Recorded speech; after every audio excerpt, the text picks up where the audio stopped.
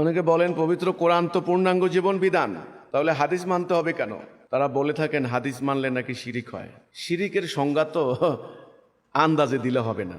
আল্লাহ কোরআনে বলছেন যে তোমরা আমার আয়াতের, আমার নাজেল করা কিতাবের কিছু মানবে কিছু মানবে না, এই হচ্ছে ব্যাপারটা। এটাই হলো শিরিক। যেমন আল্লাহ হুকুম দিয়েছেন সুদ হারাম। কেউ যদি বলে যে না সুদ চলবে, সুদ না খাইলে অর্থনীতি চাঙ্গা হবে না, আধুনিক এই যুগে অর্থনীতি চলবে না, এই যে আল্লাহর স্পষ্টত বিধানের বিপরীতে সুদটাকে দিলেন, এটা হলো দলালা। এটা অন্য হিসাবে এটা বেদাত বলা হয়, সংযোজন।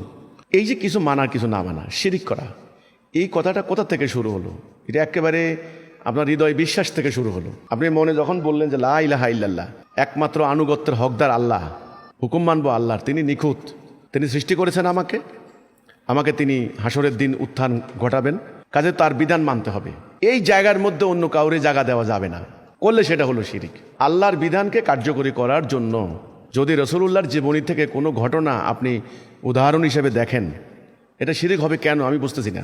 কোনো হাদিসের নামে যদি আল্লাহর হুকুম অমান্য করেন, সেটা শিরিক হতে পারে, ওকে ঠিক আছে, কারণ হাদিসের নামে অনেক জাল হাদিস আছে। কিন্তু যে হাদিসগুলি আল্লাহর হুকুমকে অমান্য করে না, সেগুলি কেন শিরিক হবে? আমার প্রশ্ন হচ্ছে এটা।